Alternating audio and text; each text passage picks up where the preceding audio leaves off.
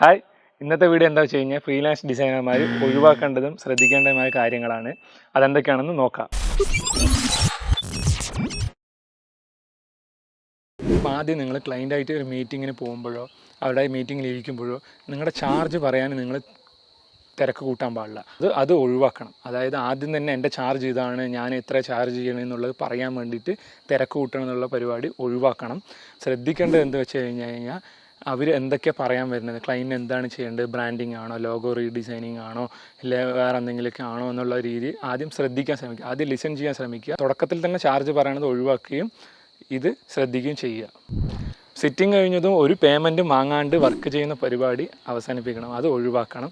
പകരം ഒരു 25% എങ്കിലും അഡ്വാൻസ് ആയിട്ട് വാങ്ങിയിട്ട് വേണം നിങ്ങൾ വർക്ക് ചെയ്യാൻ സ്റ്റാർട്ട് ചെയ്യാൻ പോലും. ക്ലയൻറ്റ് പോവുമോ എന്നുള്ള പേടി കൊണ്ട് കുറഞ്ഞ ചാർജ് പറയുക, അല്ലെങ്കിൽ നമ്മൾ അതിനുള്ള വರ್ತല്ല, നമുക്ക് വാല്യൂ ഇല്ല എന്നുള്ള പേടി കൊണ്ട് ചാർജ് കുറച്ച് പറയുന്ന പരിപാടി ഒഴിവാക്കണം.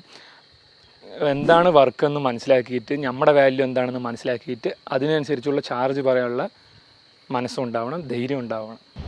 ഇപ്പോൾ വർക്കിലുണ്ടാകുന്ന സംശയങ്ങൾ ക്ലയൻറ്റിനോട് സോഷ്യൽ മീഡിയയിലൂടെയോ ഇമെയിലിലൂടെയൊക്കെ വാട്സപ്പിലൂടെയൊക്കെ ചോദിക്കുന്ന പരിപാടി, ക്വസ്റ്റ്യൻസ്, സംശയങ്ങൾ ചോദിക്കുന്ന പരിപാടി അവസാനിപ്പിച്ചിട്ട് പറ്റുമെങ്കിൽ ഒരു നേരിട്ടുള്ള സിറ്റിങ്ങിലോ അല്ലെങ്കിൽ കോളിലൂടെയോ ഇരുന്ന് നമുക്കുള്ള വർക്കിലുള്ള സംശയങ്ങൾ ചോദിച്ചു കഴിഞ്ഞാൽ ക്ലയൻറ്റ് വിചാരിക്കും എന്താണ് കുറച്ചുകൂടി വർക്കിൻ്റെ കാര്യത്തിൽ സീരിയസ് ആണെന്നുള്ള രീതിയിൽ കുറച്ചുകൂടി ഇമ്പോർട്ടൻസ് വരും. അപ്പോൾ ഇത് ഒഴിവാക്കിയിട്ട് ഇത് ശ്രദ്ധിക്കും. അപ്പോൾ വർക്ക് കിട്ടിയതും ഓടിപ്പോയിരുന്ന ആ സ്പീഡിൽ പോയിരുന്ന വർക്ക് ചെയ്യുന്ന പരിപാടി ഒഴിവാക്കുക.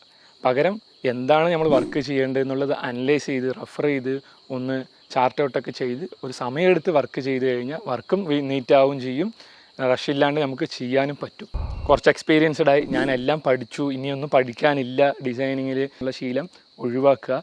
പകരം കിട്ടുന്ന സമയത്ത് പുതിയ പുതിയ സ്കിൽസും കാര്യങ്ങളൊക്കെ പഠിക്കാനും ലേൺ ചെയ്യാനുള്ള ഇത് കണ്ടെത്തുക. അപ്പോൾ ഞാൻ ഫ്രീലാൻസ് ഡിസൈനറാണ് പറഞ്ഞിട്ട് ഒറ്റപ്പെട്ട് നിൽക്കാതെ അത് ഒഴിവാക്കുക. കാരണം ഒറ്റപ്പെട്ട് നിന്നുള്ള പരിപാടി ഒഴിവാക്കുക. പകരം മറ്റുള്ള ഡിസൈനർമാരായിട്ട് കമ്മ്യൂണിക്കേറ്റ് ചെയ്യാനും അവരുമായിട്ടൊരു നെറ്റ്വർക്കിംഗ് ക്രിയേറ്റ് ചെയ്യാനും ശ്രദ്ധിക്കുക. ഇപ്പോൾ ഫ്രീലാൻസ് ഡിസൈനർ ആയതുകൊണ്ട് ഒരുപാട് ക്ലയൻറ്റ് വേണമെന്നുള്ള രീതിയിൽ റോങ് ആയ ക്ലയൻസൊക്കെ കയ്യിലുണ്ടെങ്കിൽ അവരെ ഒഴിവാക്കാൻ ശ്രമിക്കുക. പകരം ക്വാളിറ്റിയുള്ള ക്ലയൻറ്റിനെ മാത്രം കയ്യിൽ വെച്ച് അവർക്ക് വേണ്ടി ഡെഡിക്കേറ്റഡ് ആയിട്ട് കൂടുതൽ വർക്ക് ചെയ്യാൻ ശ്രമിക്കുക. അപ്പോൾ ഇത്രയും നേരം നമ്മൾ ഫ്രീലാൻസ് ഡിസൈനർമാർ ശ്രദ്ധിക്കേണ്ട ഒഴിവാക്കേണ്ട കാര്യങ്ങളൊക്കെ പറഞ്ഞു. ഇത് തികച്ചും എൻ്റെ പോയിന്റുകൾ മാത്രമാണ്. നിങ്ങളുടെ പോയിന്റ് എന്തെങ്കിലും ഉണ്ടെങ്കിൽ താഴെ കമൻ്റായിട്ട് അറിയിക്കുക. പിന്നെ നമ്മുടെ ചാനൽ ഡിസൈനിനെ കുറിച്ചും പ്രിൻറ്റിങ് ഫീൽഡിനെ കുറിച്ചും സംസാരിക്കുന്ന ഒരു ചാനലാണ്. അപ്പോൾ നമ്മുടെ ചാനൽ ഇതുവരെ സബ്സ്ക്രൈബ് ചെയ്തിട്ടില്ലെങ്കിൽ സബ്സ്ക്രൈബ് ചെയ്യുക. കൂടുതൽ വീഡിയോസ് ഞങ്ങൾ ഇട്ടിട്ടുണ്ട്, അതും പോയി നോക്കുക. അപ്പോൾ ബൈ.